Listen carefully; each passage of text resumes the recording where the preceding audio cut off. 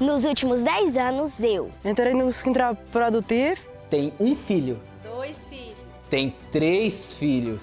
cresci, entrei na escola, fiz amizades incríveis. E aprendi a ler. Diferente do que muita gente pensa, o amor não diminui, o amor só aumenta. Viajei para vários lugares. Para nós, 10 anos é motivo de celebração. Esse ano, o Instituto Novo Sertão completa 10 anos de existência, uma década gerando transformação no sertão nordestino. Através dos nossos pilares de educação, cultura, esporte, geração de renda, a gente tem visto o sertão ser transformado. Nesse canal, você vai poder conhecer todos os nossos trabalhos e ver testemunhos incríveis de como o sertão tem sido transformado através da história do Novo Sertão. Compartilhe, curta os nossos trabalhos e juntos vamos fazer o sertão um lugar transformado.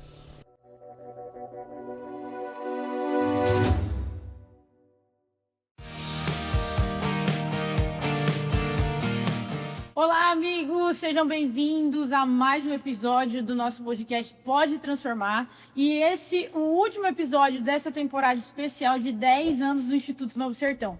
E eu já queria pedir para você se inscrever no nosso canal, curte esse podcast, manda para um amigo, porque assim o nosso conteúdo chega para mais pessoas e a gente continua divulgando aquilo que Deus tem feito aqui no Sertão. E hoje o nosso convidado é super especial. Ele é pai, ele é esposo, ele é pastor, missionário e um abençoador aqui no Sertão. O nosso convidado é nada mais, nada menos do que Zé da Água. Seja muito bem-vindo. Obrigado, pessoal. Que alegria estar com vocês. Seja bem-vindo, Zé. E para acompanhar também a nossa querida Lara, está aqui também, né, Lara? Oi, pessoal. Um prazer tê-los conosco em mais um episódio do podcast. E com certeza vai ser um tempo muito proveitoso aqui com o pessoal. Muito bom, Zé. Então, já para começar, para quebrar o clima, para dar aquela esquentada, eu queria que você definisse em uma palavra o que é 10 anos de Instituto Novo Sertão. 10 anos. A gente está num ambiente diferente agora, né, nesse podcast. Normalmente era eu que estava sentado do outro lado da mesa, né? Agora eu estou sendo entrevistado. E eu acho que esses 10 anos de institutos, é uma palavra? Uma palavra? Uma palavra, uma frase. E uma frase, eu acho que tem muito a ver com resiliência e obediência, muito isso, porque obediência àquilo que Deus fala pra gente, né? Porque às vezes as pessoas olham o fim, né? E não entende o processo, né? Eu acho que duas coisas principais para o processo é obediência e resiliência. São duas coisas, acho que desses 10 anos falam muito forte pra gente. Muito bom. E a gente fica feliz, né? Porque são 10 anos de instituto, mas já faz um tempo que você mora aqui no sertão do Piauí. E a gente abriu, né, para perguntas. Então, muito obrigada a todo mundo aí que participou, mandando a sua pergunta. A gente vai fazer ao longo desse podcast as perguntas que vocês enviaram pra gente. Então, fique aí, fique ligado que a sua pergunta vai ser respondida. E como o Zé falou, né, hoje a gente está aqui num cenário totalmente diferente do que a gente estava acostumado, né, Zé? E a gente está aqui na construção da nova sede, que dia 12, se Deus quiser, vai ser inaugurado esse novo momento, uma nova etapa da história do Instituto. E eu queria saber, Zé, quando você chegou, né, aqui no Piauí, como que você entendeu que aqui era a sua missão? Tá. Você está com quantos anos, Lara?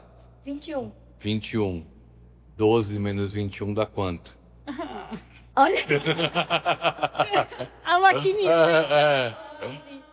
11 anos. Quando eu cheguei aqui, ela tinha 11 anos. deu É 10, é não? é 10, eu nem sei. Olha, eu vou dizer o negócio. Faz aí as contas aí na calculadora. Mas quando eu cheguei aqui, já fazem 12 anos, né? Que eu cheguei aqui. 10 anos, né? A Lara tinha 10 anos, depois que a Lara aqui da cidade, ela tinha 10 anos. E era outro lugar, né? Era outra cidade, era outro contexto. E era talvez uma forma da gente enxergar a cidade muito diferente dos desafios daqui, também o nosso papel aqui também, né? Então, acho que nesses 10 anos, eu posso dizer que tudo mudou, não é só o Instituto, né? tem coisa que mudou para melhor, tem coisa que mudou para pior, mas a gente tem uma frase que a gente sempre fala: nós acreditamos num sertão transformado. E realmente a transformação ela tem acontecido, né? De forma muito visível em todos os contextos. Zé, para você, como tem sido essa transformação? Ver isso de perto, saber que faz parte disso? O pessoal diz, né, quando a gente tem filho pequeno, o filho vai crescendo, a gente não percebe, tá crescendo, né? Sim. Eu acho que muitas vezes essa questão do trabalho social, de impacto, ele é um pouco nisso, né? A gente vai trabalhando, fazendo diversos projetos, e quem vem de fora fala assim: nossa, tal coisa, né? Tal pessoa, tal projeto tá incrível. E às vezes a gente tá dentro assim nem percebe, porque a gente tá tão envolvido com o dia a dia. Mas, sem dúvida, a gente vê que muita coisa que parecia ser impossível, hoje a gente vê que é realidade, né? Isso daqui, por exemplo, sem dúvida né? Certeza. Então, de um lado, parece que às vezes as coisas não mudam como a gente gostaria, mas talvez para a gente estar muito dentro. E por outro, a gente vê algumas conquistas, tipo assim, cara, nunca imaginei viver isso, né? Então, enfim, tem esses dois sentimentos, né? Muito forte. Sim. E uma das coisas que você geralmente comenta com a gente, né, é que o primeiro lugar onde foi instituído o Instituto Novo Sertão não tinha nem janela, né? Não tinha nem janela. Então, assim, hoje a gente vê uma realidade completamente diferente, né, Zé? Principalmente nas janelas, né? Porque não dá pra, a câmera não pega aqui, mas do nosso lado aqui tem uma janela bem grande. Bem grande, graças a Deus. Zé, então, a gente queria saber, uma das principais perguntas que a galera mandou foi: por que o nome Zé da Água? Vai ter que explicar pra gente. Começar por...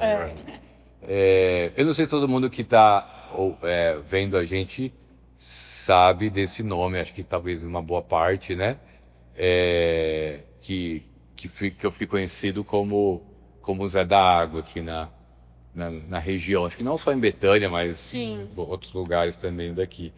E talvez foi uma das coisas, talvez uma das primeiras coisas que eu nunca imaginei que ia acontecer, é que eu mudaria o meu nome, né? Você nunca imagina que vai para um lugar e as pessoas vão mudar seu nome, né? Isso não é uma coisa que você planeja, não tem como você planejar isso.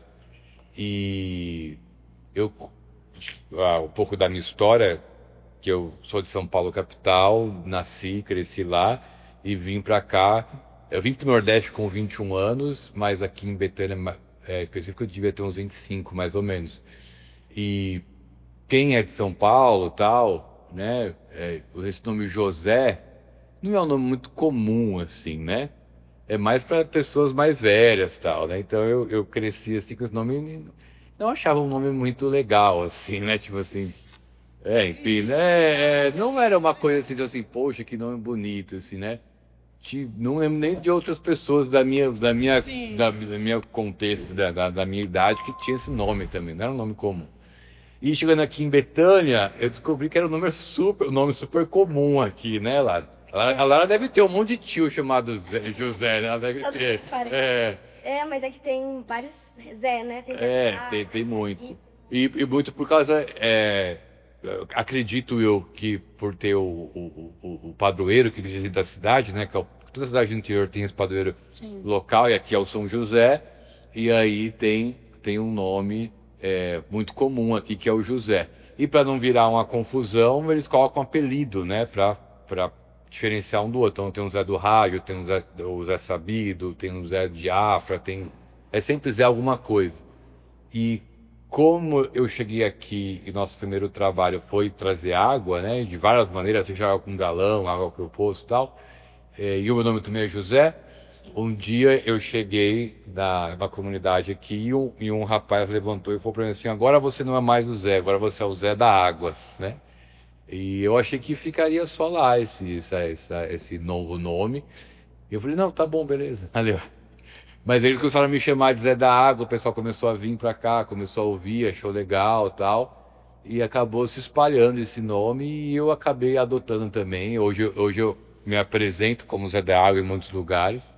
E eu acho que é muito emblemático por tudo que a gente faz aqui no sertão, né? Mas eu acho que foi essa junção de algo cultural com algo que a gente começou a fazer e com um nome que eu já tinha também, né? Que se eu se chamasse, se o meu nome fosse Enzo, por exemplo, não seria Enzo da Água, né? Não seria esse o nome. Então, foram esses fatores aí, acabou criando esse nome, e que já faz tempo já, foi logo no início, e que hoje eu acho que já está bem fundamentado ali, né? Acho que não conheço nenhum outro Zé da Água, acho que sou só eu. Você conhece o outro Zé da Água? Não. Talvez com a sua história, talvez seja só você mesmo, mas eu acho que é. Na última semana até você comentou, né, nas redes sociais que você é até confundido, assim, né? Queria saber onde o Zé da Água mora. E conta pra gente essa história, Zé. Não, já aconteceu várias vezes, na verdade, né? As pessoas, às vezes, quando eu vou a algum lugar, falam assim, hoje o Zé da Água vai vir aqui na igreja, alguma coisa assim. Aí quando eu chego, as pessoas falam assim, nossa, eu achei que era um velhinho e tal, né, Zé da Água. E já aconteceu algumas vezes, 2 ou 3 vezes, aconteceu recentemente com uma equipe que estava aqui, a menina está conversando ali com uma moça e tal, e eu não me lembro se eu me apresentei, talvez eu me apresentei só como José, alguma coisa assim, e ela falou assim, legal, e onde é que o Zé da Água mora e tal, né, ela me perguntou, sabe? Então eu acho que às vezes, eu não sei se condiz muito, né, a questão física com o nome, assim, mas às vezes acontece e eu acho normal, não fico bravo, não, assim, eu acho normal. Zé, a gente queria saber, assim, né, são 10 anos de instituto, são 10 anos de história, mas precisou de um start, né, Sim. Precisou de um início. E você consegue dizer, assim, qual foi a maior motivação, assim, de iniciar o projeto, né, de iniciar o Instituto Novo Sertão, e de onde veio o nome, assim? Teve um processo criativo, toda aquela coisa assim, como que funcionou essa parte? Eu vou lançar um spoiler aqui, né, que toda essa história, em breve vai ter um material muito interessante aí, então você aguarde aí que vocês vão ver novidades grandes sobre isso. Mas quando eu visitei o Sertão pela primeira vez em 2012, a Lara tinha 10 anos de idade, eu fiquei muito impactado, né? Sim. Com o que eu vivenciei aqui na primeira visita.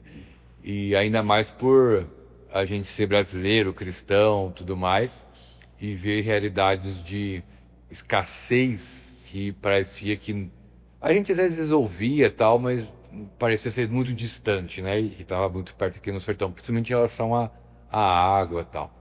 E eu tive uma convicção muito forte de que Deus estava nos chamando para vir para cá fazer alguma coisa, né?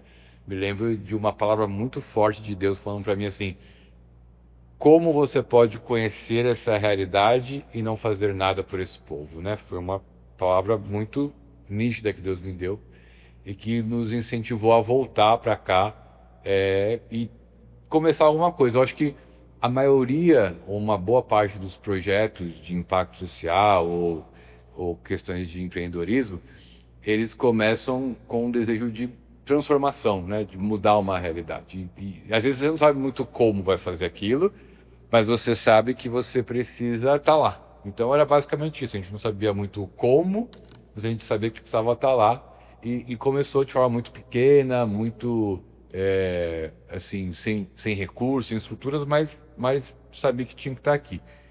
Mas desde o início uma coisa que ficou muito forte, e quem está assistindo a gente pode talvez recordar um pouco, que quando a gente ouvia falar sobre o sertão, ouvia muito sobre, vamos mandar uma cesta básica, né? Vamos mandar uma roupa. Era sempre coisas muito assistencialistas, né? Tipo assim, de emergência e tal.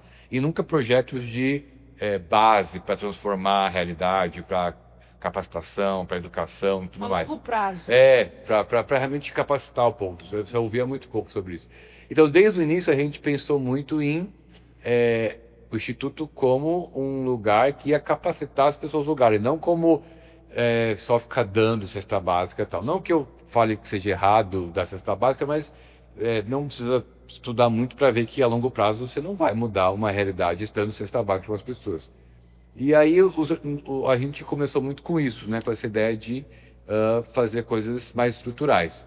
E pensando no nome, né? Lá no início, quando a gente foi registrar o Instituto, qual que seria o nome, né? E várias opções e tal. Mas eu me lembro que em algum momento, meio que parece que acendeu uma luz assim, né? Hoje parece ser muito óbvio, mas naquela época não era óbvio. Veio assim, tipo, mano, a gente quer fazer algo novo, quer transformar, quer trazer novidades, então, um novo sertão. Aí, tipo, meio que juntou essas duas palavras e calhou muito bem, assim, né? Graças a Deus.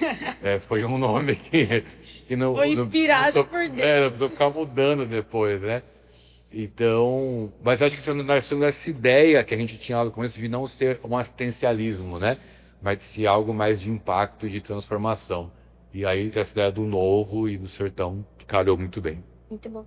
Zé, eu tava pensando aqui, você falou como foi pra você chegar aqui, contou um pouco da sua história, mas eu fico pensando como que foi a reação do pessoal vendo os José Carlos, que na época ainda não tinha o nome Zé da Água, chegando aqui. Como que eles te receberam? Qual foi a reação? Não foi muito bom, não. O povo, todo mundo sabe. Né? Todo mundo sabe, não, mas quem vê que sabe que o sertanejo é muito receptivo, né? Isso sem dúvida. Mas no nosso caso, não é que eles não foram receptivos, mas a gente chegou visitando algumas comunidades rurais já, com esse foco nas rurais, e a gente foi numa comunidade quilombola na época, né? Focou muito lá. E algumas comunidades quilombolas, eles são um pouco mais fechadas, né? Por uma questão cultural e tudo mais. E essa específica era muito fechada, mas até por uma questão de preconceito, né? A Lara, que nasceu aqui, sabe, a comunidade do Baixão, ela sempre foi vista como uma comunidade excluída da cidade, né? Então eles sofriam preconceito e meio que se fechavam entre eles ali. E quando a gente chega lá, o pessoal de São Paulo, né? Fica indo várias vezes lá, eles já começaram a pensar, pô, eles vão querer alguma coisa da gente, vão querer pegar nossa terra, várias coisas assim. Então no começo tinha muita desconfiança, assim, né? E uma outra coisa também a gente, por ser evangélico, e naquela época muito forte, tinha também um certo desconfiança religioso até também, né? Aos crentes aí, né? Vai querer colocar todo mundo na praia dos crentes e tal. Então tinha tanto. E outra questão também é que naquela época dificilmente você via gente, por exemplo, de São Paulo vindo para cá para poder fazer um trabalho contínuo. Às vezes podia vir uma vez ou outra, entregar uma cesta básica e ir embora, nunca mais voltava. A gente estava vindo aqui todo mês, né? Então essas situações a gente via que gerava uma desconfiança. Será que eles estão vindo para ajudar mesmo, tal? Então no começo teve muita desconfiança, assim. Eu me lembro que a polícia me parou umas 3 vezes, assim, na frente da cidade. Mas depois de algumas situações foi quebrando as barreiras e hoje é muito tranquilo, assim, sem dúvida. E eu entendo também, né? Não é uma coisa que eu fui maltratado, era só essa desconfiança de quem está chegando, assim. E eu acho que nós, junto com os outros missionários, algumas pessoas do Instituto também, que veio de fora, somos as únicas pessoas da cidade que não tem parente aqui, né? Todo mundo que está aqui tem algum parente. A gente não tem ninguém aqui. Então a pessoa fala, mas ele é filho de quem? Né? Já acha que vem fugir. Tá, mas ele é... Então acho que tudo isso gerava uma certa desconfiança, mas depois foi quebrando, né? Sim, muito bom. Muito bom. A gente fica muito feliz, né, de acompanhar esse processo, de como foi. E até o tema do nosso podcast, né, a jornada de 10 anos contada pela visão do Zé. Então, ele viveu histórias particulares antes de toda a questão midiática e afins. Então, a gente fica muito feliz de saber essas questões. E aí, Zé, tem uma pergunta, assim, que uma pessoa mandou. E eu fiquei assim, nossa, essa pergunta é profunda. Vamos trazer, sim, para o podcast. E eu queria te perguntar o seguinte, né? A pessoa perguntou: o que o Brasil ainda precisa entender sobre o sertão? É profunda mesmo. É profunda. Daria o podcast inteiro sobre isso, né? Eu acho, assim, de forma, assim, olhando no geral, o brasileiro, principalmente, vamos dizer, Sudeste, né? São Paulo, Rio, Sul e Sudeste, acho que tem duas visões muito, até às vezes um pouco antagônicas sobre o sertão, mas são muito fortes. Primeiro é uma visão meio romântica, né? Sim. Do sertão, de chapeuzinho de couro, né? Aquelas cores vivas, até aquelas novelas lá da Globo que às vezes sai do sertanejo, aquele cara forte, resiliente, aquele sotaque forte do sertão. Então essa visão um pouco romântica do sertão, esse lugar poético, assim, né? Essa tem uma visão. E do outro lado aquela visão da miséria, né? O Zé do chão rachado, da seca, onde não dá nada, onde as pessoas vivem, às vezes, tipo, como viver 100 anos atrás, assim, né? Então tem essa visão do sertão nesse sentido. Então acho que são visões muito antagônicas. Eu acho que o que falta pro Brasil é ter uma visão de estruturação para o sertão, né? Não se pensa no sertão como lugar de empreendimentos, de negócios, de avanço. Você vê poucas pessoas falando isso em relação ao sertão. E a gente sabe que tem várias possibilidades aqui, né? Na questões de, lógico, de uma maneira correta, mas de recursos naturais, de turismo, de produção. Tem muita terra aqui que, se usar de forma adequada, você pode produzir muita coisa. Mas você vê pouquíssima gente falando sobre isso. Então, eu acho que a visão do Brasil sobre o sertão ainda é uma visão muito arcaica e enviesada, né? Ou por uma mídia que fala de uma questão romântica de anos atrás, ou por falar só de miséria e não fala de coisas incríveis que tem aqui. Então, acho que falta isso. E a Gabi, que é da nossa área de marketing, né? A gente sempre pega muito forte de mostrar um sertão de oportunidade, e não um sertão de miséria. Não quer dizer que não tenha dificuldades, claro que tem, mas eu acho que todo mundo já está cansado de ver isso, né? A gente, enquanto não vê oportunidades, a gente vai continuar mandando carretas de cesta básica para cá e a gente já viu que não muda a realidade do sertão. Então acho que falta essa visão assim, do Brasil para com o sertão. Muito bom. Lara, quer perguntar algo específico? Você quer sertaneja, Lara? Você quer sertaneja? A Lara, ninguém que vê vai achar que ela é sertaneja, porque ela é branca. Possível. Mas eu sou daqui, bem conterrânea. Acho que foi o meu sotaque, né? Porque enquanto eles falam porta, não sei o quê, a gente quer porta, que a gente é bem comum o sotaque. Mas eu fico pensando, eu sei que tem várias histórias, assim, mas como tem sido pra você, assim, ver tudo isso acontecendo, só que de forma, não só igual o pessoal que tá lá em São Paulo que vê, porque você vive isso e você ouve muitos comentários do pessoal, assim, são comentários muito positivos, porque são muitos projetos, né, de várias áreas, educação, cultura, enfim. E aí o pessoal fala, nossa, eu aprendi tal coisa através do Novo Sertão, porque o Novo Sertão remete muita esperança, muita oportunidade. Sim. Como é pra você ouvir isso e saber que, caraca, eu tô plantando essa sementinha, seguindo o direcionamento de Deus, assim, como tem sido? A gente trabalha há 10 anos aqui, tem muita criança que a gente começou que hoje é até mãe já, né? Sim. Sim.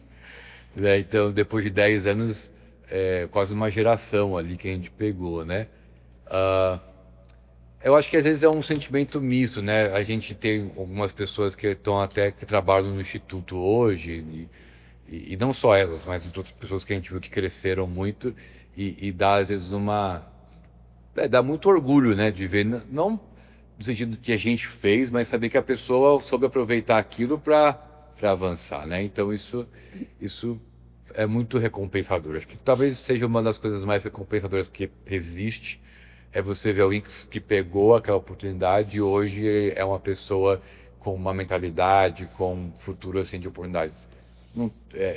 Pode parecer que não, mas isso é mais recompensador do que construir um prédio, por exemplo, né? Porque no final, o foco do trabalho é esse, né? De todo esforço é que as pessoas tenham a vida transformada. Então, quando a gente vê isso acontecer, é maravilhoso. Mas, do outro lado, eu não sei, eu já vi outras pessoas falando isso, que às vezes que trabalham com essa parte social, que do outro lado também sempre fica meio frustrado. É um caminho de alegrias e frustrações, né? Porque tem um outro grupo de pessoas que não aproveitam a oportunidade, às vezes fica estagnado, ficam pior. E fica pensando, mano, o que tem que mudar? O que a gente tem que fazer diferente para não acontecer mais isso? Então, acho que é esse caminho de orgulho e frustração caminhando junto ali, né? E a gente tem várias histórias, né, de superação, assim, de pessoas que trabalham no Instituto que saíram de dentro dos projetos, né? Então a gente tem o educador do Futo Sertão, a gente tem a própria educadora do balé, tem a educadora da música. Então, assim, são pessoas que estão ali na ponta e que elas são frutos do que no Instituto, né, proporcionou ao longo desses 10 anos. Zé, a gente queria saber... talvez, assim, se você consegue falar algum específico, mas quais obstáculos, assim, você enfrentou enquanto missionário, né? Porque a gente comentou, né? Você é pai, é esposo, é pastor, é missionário, é empreendedor, né? Fundador do Instituto, mas como missionário, assim... Quais dificuldades você encontrou ao longo dessa jornada? Porque a gente sabe que o Instituto ele tem, sim, um viés cristão, Sim, né? claro, porque a gente entende que a transformação ela vai acontecer, sim, de forma social, mas também, né, de forma espiritual. Então, se você conseguir falar, assim, pra gente, quais desafios, quais obstáculos em relação à missionária, assim, sabe? De missão aqui no Sertão. Eu acredito que todos os desafios possíveis, né? Não tem como elencar todos. Não, porque até para quem está acompanhando pode até achar meio estressante, como assim, missionário, instituto, mas é porque, na verdade, a ideia do instituto nunca foi, vamos dizer assim, o foco de vir ao sertão, né? A gente nunca planejou, vamos para o sertão e abrir uma organização social, nunca foi esse o projeto. Eu faço parte de uma igreja em São Paulo e que me enviou como missionário, né?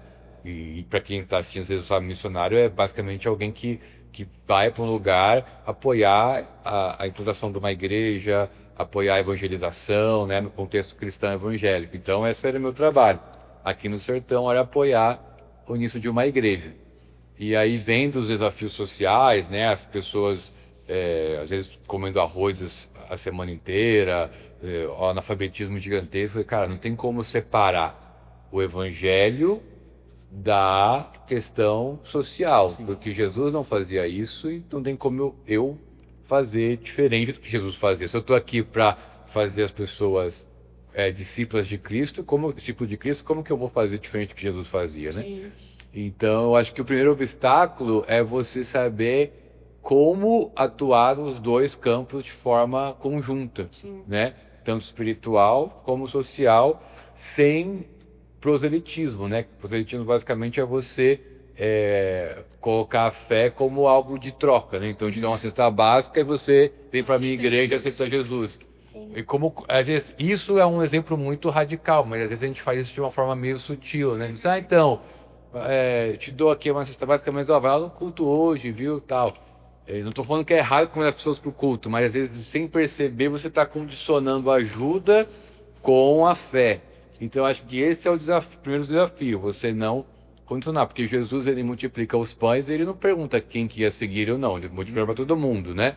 Jesus, ele cura diversas pessoas, ele não diz, agora que eu te curei, você precisa ser meu discípulo. Não, ele cura de forma, a partir da fé. Então, acho que esse é o primeiro desafio. E o segundo desafio é você saber como construir uma organização que é cristã, que tem princípios cristãos, mas que se comunica com todo mundo, né? Comunica com quem for ver o nosso portfólio lá no site, tudo mais, vai ver que a gente tem várias empresas, né? A gente não esconde de ninguém aos princípios, mas a gente conversa com empresas que não são cristãs, né? Lógico que a gente não negocia nossa fé e nem aquilo que a gente acredita, mas a gente trabalha com diversos outros parceiros. E eu acho que esse é um desafio de como fazer de forma saudável para todos os lados, para a gente e para o parceiro. Então, eu acho que esses talvez são os dois maiores desafios, assim, né? E dentro dessa questão, assim, que você comentou, né? Que são realmente muitos parceiros que não têm esse, enfim, viés cristão expostos, né? Isso. Alguma vez já chegou a acontecer assim, de algum parceiro, eu vamos acabar aqui nossa parceria porque vocês acreditam em algo que talvez eu não acredito. Já chegou a acontecer isso, assim? Ou então alguém, sei lá, que, eu sei que vocês acreditam em Deus e tudo mais, e aí eu não vou doar ou coisas desse tipo, assim. Você lembra de alguma história, algum acontecimento assim? Eu acho que, pelo menos assim, lembrando, nunca ninguém chegou e falou assim, porque vocês acreditam em Deus, eu não vou apoiar vocês. Mas eu acho que tem uma questão muito importante nisso, que talvez por isso que não aconteceu, porque desde o início a gente entendeu que não é porque a gente é cristão e tem princípios cristãos que a gente vai fazer do projeto social um culto, né? Ou fazer do ambiente do projeto uma igreja. Porque aí eu acho que você está confundindo o foco da ação.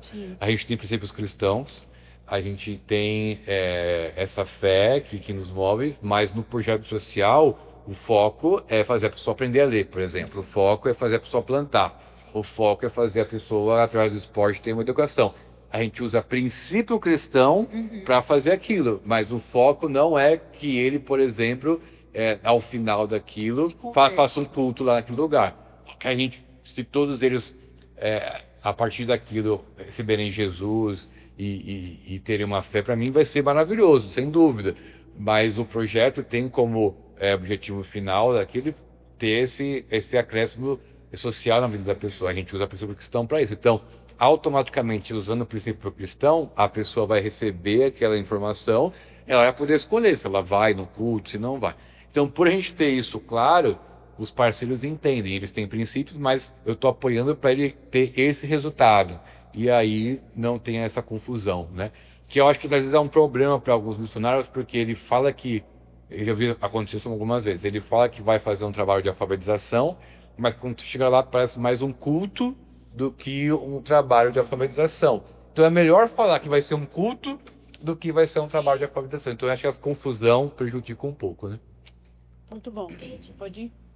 Zé, conta também pra gente, como pastor, como diretor da instituição, conta pra gente como, se tem algum projeto que você pensou, sonhou em realizar e até agora não conseguiu. Eu acho que uma coisa que a gente fez e que não é que não deu certo, mas não avançou como eu gostaria, né?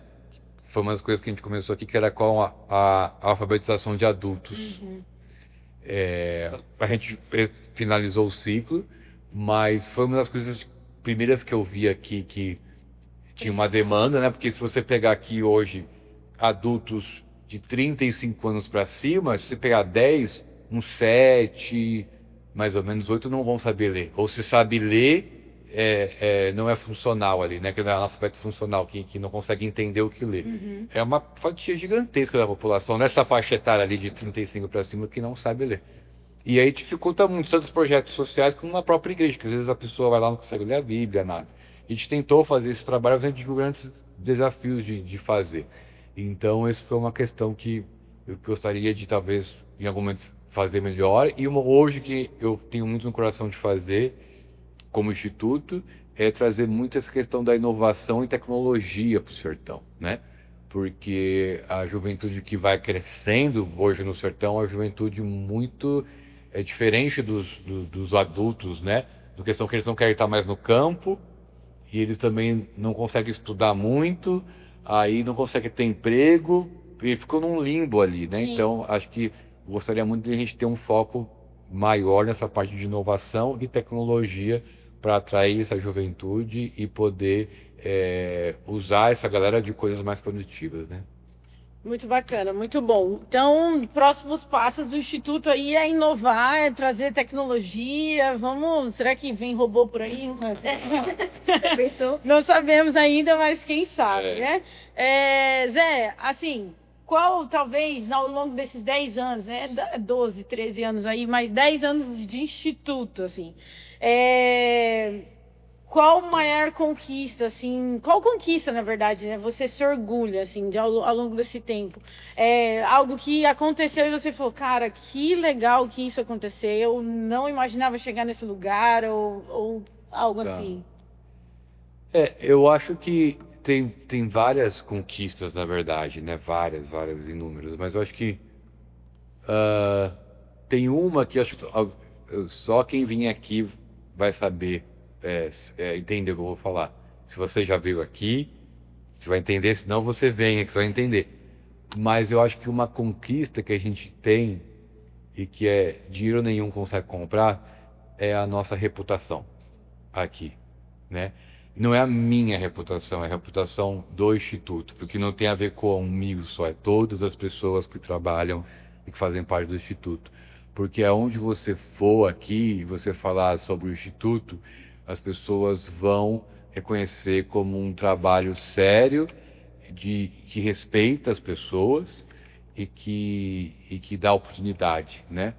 E eu acho que isso é muito importante porque, por a gente vir de fora, tal, poderia criar uma imagem de um trabalho de elitismo, né? Tipo assim, é só coisa deles ali, né? Ou é uma coisa que faz segregação, né? Trabalha com uns, não trabalha com outros. Mas acho que a questão dessa reputação de ser um lugar de acolhimento, de apoio, assim. E a gente não fala assim para todo mundo, a gente fala não para um monte de gente. Mas não, tipo assim, de injustiça. É não, às vezes, porque fala, cara, agora não tem como, né? Ou não é esse nosso perfil de ajuda, tal. Mas não é porque a gente fala não que as pessoas não confiam ou não têm um respeito por nós. Então, acho que essa parte da reputação é uma conquista muito grande, assim, e como eu falei, talvez essa reputação com a nossa cultura não é uma coisa minha, tipo, quem vier aqui, você vai ver que todo mundo que trabalha no Instituto, se você for conversar com qualquer pessoa, é do mesmo jeito, né? Não vai ter alguém que vai destratar as pessoas, tal, não vai ter alguém que vai ser grosso, todo mundo tem a mesma ideia, então acho que isso é algo meio bacana. E acho que uma segunda coisa, que eu acho que é a culminância de várias outras conquistas, é sem dúvida esse espaço aqui, né? Que o pessoal tá vendo só um pedacinho, né? Não vai ver tudo. Porque esse espaço aqui, que é a nossa sede, que vai ser inaugurada em breve, ela não é somente, vamos dizer assim, a sede do Instituto, né? Ela tem uma proposta muito grande de ser um espaço para a cidade, né? Um espaço onde a cidade vai poder usar de diversas maneiras. Vai ter um café aqui aberto para a cidade, vai ter um salão, que é o salão que a gente está agora aqui, para poder fazer treinamento e outras ações que a cidade vai poder usar. Então, o pessoal que está assistindo não sabe, mas tem um ar-condicionado aqui, é o primeiro salão com ar-condicionado da cidade, né? Então, eu vejo que esse espaço aqui é esse ciclo de 10 anos que vai se encerrando, mostrando muito dessa ideia do Instituto de ser uma ferramenta de transformação para todos, né? Não ser uma coisa só interna nossa, e um espaço muito colaborativo, né? Então acho que esse espaço aqui, ele celebra muito isso, ó, celebra muito a identidade que a gente tem, e por uma coisa muito milagre de Deus, propósito do Senhor mesmo, e muita ajuda, sem dúvida, de muita gente, a gente conseguiu construir isso daqui de forma ininterrupta, né? Construíamos 2 anos e pouco atrás, e vamos inaugurar aqui, e uma obra que nunca parou, né? Então, isso é um milagre gigantesco, e acho que representa muito das nossas conquistas, assim. Não parece, né, que fazem 2 anos que está construindo, mas faz 2 anos que a gente já está aí nessa missão, e agora nós estamos, né, na reta final, faltando 11 dias para a inauguração. O Zé já está assim, com a cabeça nas alturas, mas vai ser bênção, vai dar certo, em nome de Jesus. Zé, entrando agora um pouquinho assim, né, caminhando para o final, assim, futuro de Instituto Novo Sertão. A gente vê 10 anos, né, se passando, esse ciclo se encerrando e um novo ciclo começando. O que você sonha, assim, qual talvez é o desejo do seu coração para esses próximos, sei lá, 5, 10 anos, e qual é a sua expectativa, assim, o que Deus tem colocado no seu coração em relação ao futuro? Futuro, né? As pessoas às vezes me perguntam se a gente quer abrir outras frentes do Instituto, né? Sair abrindo outros lugares. Confesso que até hoje nunca senti muito, assim, uma direção clara nem estratégica de fazer isso, né? De sair abrindo outros institutos. Mas a gente, e talvez seja uma coisa que a gente mais gostaria de ver acontecendo, é de ver essas frentes que a gente tem, né? Que é a parte de geração de renda, esporte, cultura, educação, de ver essas frentes gerando projetos de referências no Brasil, né? Que quando as pessoas pensam assim, poxa, eu quero conhecer um projeto de agricultura familiar, é o Novo Sertão. Eu quero conhecer um projeto que trabalha com esporte em regiões do Nordeste, é o Novo Sertão. Mas não para ser algo de orgulho nossa, eu sou melhor, não é isso. É para a gente ter metodologias, processos, né, Lara? Indicadores, várias coisas que a gente possa ajudar outras pessoas a replicar esses modelos em vários outros lugares, porque aqui tem sido algo realmente transformador e de grande impacto na vida das pessoas. Eu acho que a gente está nesse processo, mas a cada ano que passa a gente vai entendendo como se aprofundar mais nessa que acho que talvez a essência da gente existir, transformar vidas, né? Sim. E como fazer isso de forma prática mesmo, né? E não só um discurso bonito, né? Então acho que o futuro é a gente caminhar para a excelência. Hoje eu recebi uma devolutiva de um prêmio que a gente não ganhou, né? Que a gente não ganhou. Acontece, né? E uma das devolutivas era tipo assim, uma das frases que eles falavam era tipo assim, mediante o tamanho que vocês têm hoje e a história de vocês, por que vocês não atuam em outros lugares, né? Mas eu acho que a gente não precisa sair abrindo instituto em um monte de cidade para ser relevante.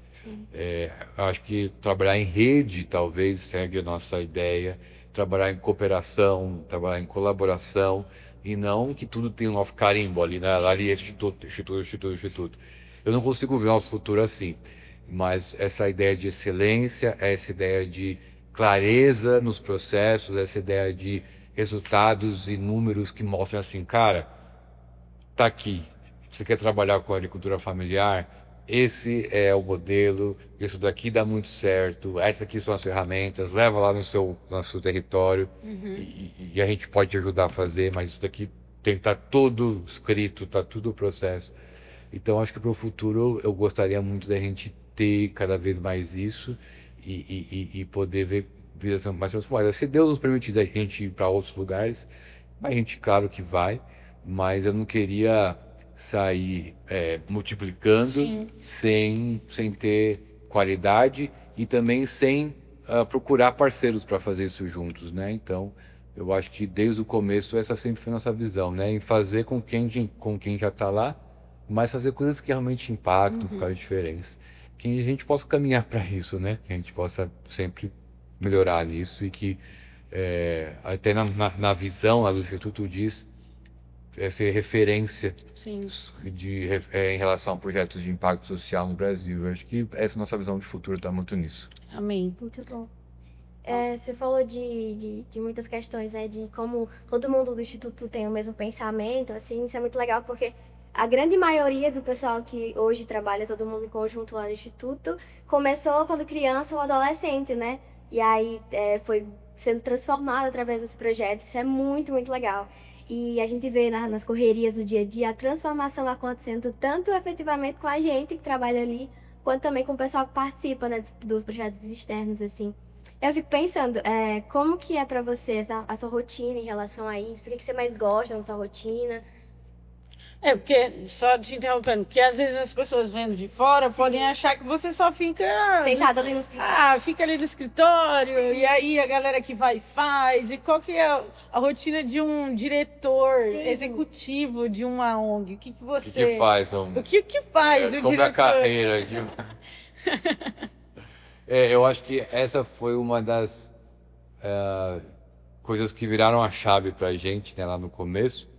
Porque quando a gente iniciou o Instituto, muito pequeno, eu fazia as coisas do quarto da minha casa, né? Tinha uma mesinha quebrada lá no quarto e lá era onde eu fazia muitas dessas ações. E por causa disso que no começo tudo deu errado, né? Ficou ali, acho que talvez uns 3 ou 4 anos quase vivendo na UTI, em todos os sentidos, em relação a projetos e recursos financeiros, estruturas, era muito precário. E aí, um momento, eu entendi que a gente precisava ter uma rotina, né? Precisava ter uma rotina e precisava ter um ambiente para desenvolver aquilo ali. Não adianta fazer as coisas assim de forma aleatória, né? E aí, quando eu comecei a ter uma rotina de hora de trabalho, né, dentro do instituto, metas, objetivos, tudo mais, aí começou a fluir muitas coisas que estavam estagnadas para a gente. É lógico que hoje já é diferente, porque a gente tem uma equipe, né? Pessoas administrativo, financeiro, projetos, comunicação e tal. Então eu não preciso ficar fazendo todas as etapas do dia a dia, como era no começo, né? Eu acho que isso é normal, todo mundo que começa algo, às vezes vai ter que fazer tudo para começar. Mas se você faz 10 anos que começou e continua fazendo tudo, é porque talvez, né, alguma coisa não tá errado. Mas eu acho que hoje, depois desses 10 anos, eu continuo tendo que ter rotina, né? Porque sem rotina você se perde no meio das atividades e das coisas que você precisa entregar, né? Durante o seu dia. E aí eu tento estar todos os dias pela manhã no instituto, né, Lara? Sim. Todo dia. Todos os dias. Não dá sempre, quer dizer, tem viagens, coisa assim, mas se eu estou em Betânia, é um compromisso fixo que eu tenho de estar em Betânia, no instituto pela manhã, e muitas vezes também na parte da tarde, né? Enfim. Mas eu acho que hoje, diferente do que era no começo, o que me direciona é muito mais coisas de estratégia do que coisas de entregas imediatas, né? Então, eu não estou lá no Instituto, por exemplo, fazendo a arte do post para entregar, né? Eu não estou lá dando uma oficina lá de futebol e não estou lá correndo pagamentos dos funcionários, né? Outras questões mais pensando de médio e longo prazo, assim, que a gente vai vendo. Então, acho que a ideia do presidente ou do CEO, essas coisas todas, é muito mais trazer a visão de futuro para a equipe. Organização. Né? Mas não fazer só a visão, é você trazer a visão e trilhar o caminho para chegar lá. No dia que eu há 2 anos atrás, falasse assim: pessoal, vamos construir a sede do Instituto. Vai ser linda, tal, não sei o quê. Vai lá, vamos ficar sonhando com isso, pessoal. Vai dar certo. Então, você lança a visão de futuro, trilha o caminho e ajuda cada um a entender o seu papel naquele caminho para chegar lá junto. Então, acho que o papel é muito mais esse, né? E todos vão contribuindo junto para que isso aconteça. Então, acho que é muito nessa pegada. Mas junto com isso, eu pastorei a igreja também aqui na cidade, né? Tem outras obrigações, outras questões da igreja e tudo mais. Mas eu acredito que quando você consegue organizar a rotina e aquilo que você tem que entregar, o tempo fica muito mais eficiente, né? Do que quando você acorda e você vou fazer o que hoje? Né? Não é assim, não é assim. Né? Então, gente, a lição de hoje é o quê?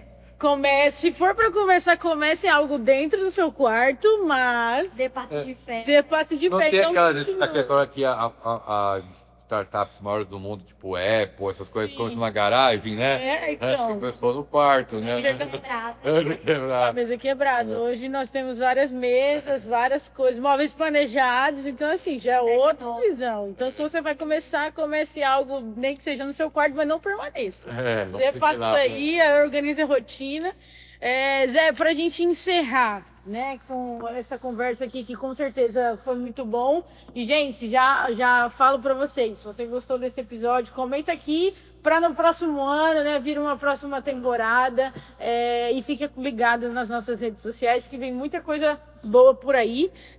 Zé, pra gente ir pro final, assim, né, o pessoal A gente sempre tá na linha de frente ali, né? Recebendo as mensagens, seja no WhatsApp, seja no Instagram. E aí o pessoal sempre pergunta assim, como que eu posso ser voluntário? Ou então, como que eu posso ser parceiro? Como que eu ajudo? Como que eu posso fazer parte, né? Dessa transformação, assim. E aí eu queria que você já fizesse aqui o encerramento, já chamando o pessoal para conhecer o Instituto e falar pra gente como que essas pessoas, né? Como quem tá acompanhando a gente aí pode fazer parte da transformação aqui no Sertão. Boa. Eu acho que as redes sociais, as mensagens, né? E às vezes as pessoas têm um coração muito de ajudar, de apoiar e tal. E tem várias formas de fazer isso, né? A primeira é você realmente querer fazer, né? Você que está talvez ouvindo a gente ou vai falar para alguém, é você ter o coração de servir, acho que começa nisso. Aí você pode fazer, mesmo vindo para cá, sendo voluntário de curto prazo ou médio prazo, entendendo que os dons que você tem, você pode ajudar. Você pode ser um mobilizador, né? Você pode falar, tem aqui a minha empresa. Às vezes eu não tenho uma empresa, mas eu trabalho num lugar que eu posso levar o projeto para alguém conhecer, ou na minha igreja. A gente tem muitas parcerias que a gente firmou, porque alguém que conhecia a gente falou pro chefe dele, falou para alguém, e essa pessoa conheceu e acabou fazendo doação. Então, esse mobilizador é muito importante. Você pode ser um doador também. A gente tem lá no nosso site uma maneira bem fácil de você doar de forma recorrente e apoiar os projetos assim financeiramente, que é super importante. Então, existem diversas formas, mas eu acho que começa com esse desejo de você servir e de você entender qual que é o seu... Como que você pode fazer isso hoje, né? Às vezes eu quero passar minhas férias lá. Eu tenho uma empresa, eu trabalho numa empresa que eu posso conectar, né? Ou eu tenho um recurso que eu quero doar. Enfim, tem várias... Ou às vezes não é recurso financeiro, às vezes é algum material, né? Tenho instrumentos musicais aqui que eu queria doar. Enfim, tem N situações. Mas começa com esse desejo de você servir, de você entrar em contato, conversar. Às vezes as pessoas querem, mas não falam, né? Tipo assim, não sei se vai ser útil, não sei se vai ajudar. Mas se você não falar, a gente nunca vai saber. Então entre em contato, fale, conte sua história. A gente tem muita essa alegria de receber, né, Gabi? Sim. Mensagens, pessoas que querem às vezes entender melhor.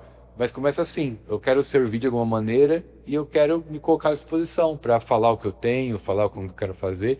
E sem dúvida vai sair alguma coisa boa aí que você vai se sentir útil no reino, em apoiar. E nós aqui vamos poder avançar com o seu apoio também. Muito bom. Muito bom. Quer falar mais alguma coisa, Lara? Mais alguma pergunta, alguma coisa que você queira?